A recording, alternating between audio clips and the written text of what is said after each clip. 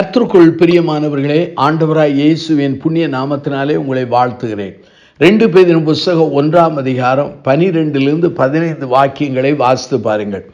இந்த 12லே நினைப்பூட்ட என்கிற ஒரு வார்த்தை வருகிறது. 14லே நினைப்பூட்டி என்கிற வார்த்தை வருகிறது.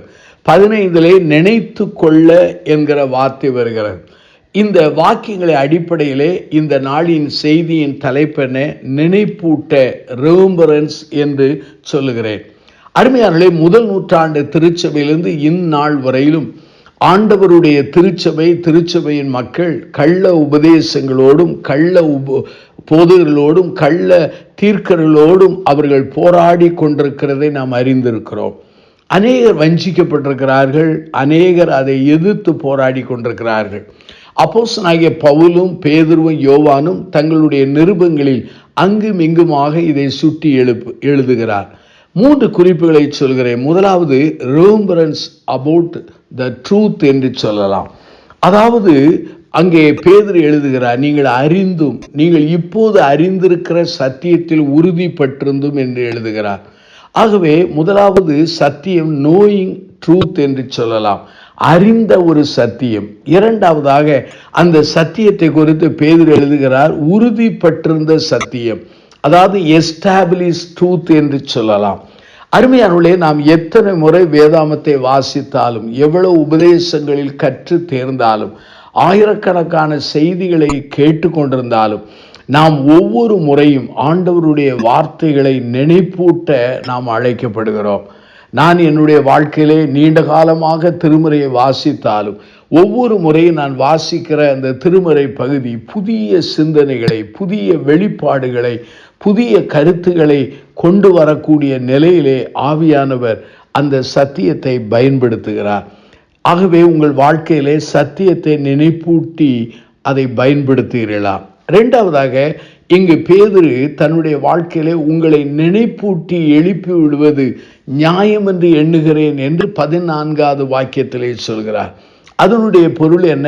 தன்னுடைய ஊழிய பாதையிலே தன் மூலமாக சந்திக்கப்பட்ட மக்களுடைய வாழ்க்கையிலே அல்லது ஆண்டவருடைய திருச்சபையிலே விசுவாசிகளாகி பரிசுத்தவான்களாய் வாழ்ந்து வருகிற மக்களை அவர் எப்போது நினைப்பூட்டி வாழுகிறார். அப்போஸ்தலனாகிய பவுல் கூட தன்னுடைய ஒவ்வொரு நிருபத்தினுடைய கடைசி அதிகாரத்திலே அநேகரை அவர் நினைப்பூட்டி வாழ்த்து சொல்லுதலை அறிந்திருக்கிறோம். அருமையானவர்களே, நம்முடைய வாழ்க்கையிலே உங்களால் தொடப்பட்டவர்கள், நீங்கள் நற்செய்தி சொல்லி ஆண்டவருக்குள் வந்தவர்கள், அல்லது உங்களுடைய வாழ்க்கையிலே அநேகரை ஊழியத்தின் பாதையிலே உற்சாகப்படுத்தின விசுவாசிகள், ஊழியர்கள், இவர்களை எண்ணி நீங்கள் ஜெபிக்கிறீர்களா அல்லது மறந்து விட்டீர்களா? இந்த கேள்விக்கு நீங்கள் பதில் சொல்ல அழைக்கப்படுகிறோம். ஆனால் உண்மையாகவே எங்களைப் போல நற்செய்தியாளராலே அல்லது ஒரு சுவிசேஷகனாலே இந்த திருப்பணியை எங்களால் இயன்ற அளவு செய்து வருகிறோம். நாங்கள் எங்கள் வாழ்விலே சந்தித்த மக்களை நினைவூர்ந்து ஜெபித்து வருகிறோம். ஆனால் ஜெப குழுக்களை நடத்துகிற மக்கள், அல்லது வேதபாட குழுக்களை நடத்துகிற மக்கள், அல்லது திருச்சபையின் போதகராலே இந்த பணியை மிக சிறப்பாக செய்து வருகிறார்கள். அவர்களால் முடியும் என்று நான் நம்புகிறேன். மூன்றாவதாக, நம்முடைய வாழ்க்கையிலே நமக்கு கொடுக்கப்பட்ட காலம் கொஞ்ச காலம் என்பதை நினைவு கொள்ள அழைக்கப்படுகிறோம். அங்கே 2 பேதுரு 1ஆம் அதிகாரம் 13 பாருங்கள். நம்முடைய கர்த்தராகிய இயேசு கிறிஸ்து எனக்கு அறிவித்தபடி நான் என் கூடாரத்தை விட்டு போவது சீக்கிரத்தில் நேரிடும் என்று அறிந்து 14 இந்த கூடாரத்தில் நான் இருக்கும் அளவும் உங்களை நினைப்பூட்டி எழுப்பி விடுவது நியாயம் என்று எண்ணுகிறேன். 2 காரியங்களை நான் புரிந்து கொண்டேன். நமக்கு கொடுக்கப்பட்ட காலம் சொற்ப காலம். அப்போஸ்தலனாகிய பேதுரு எழுதுகிறார், ஆண்டவர் எனக்கு அறிவித்தபடி இந்த கூடாரமாகிய இந்த சரீரத்தை விட்டு நான் கடந்து போக வாய்ப்பு வருகிறது என்று சொல்லி தன் மரணத்தை குறித்து எழுதுகிறார். ஆகவே ஒன்று, நம்முடைய ஆயுசு நாள் சொற்பம், இன்னொன்று நமக்கு கொடுக்கப்பட்ட வாய்ப்புகளும் சொற்பமான கால வாய்ப்புகள். ஆகவே இந்த வாய்ப்புகளையும் காலத்தையும் பயன்படுத்தி மற்றவர்களை நினைப்பூட்டுகிற அந்த பணியிலே நாம் இறங்க அழைக்கப்படுகிறோம்.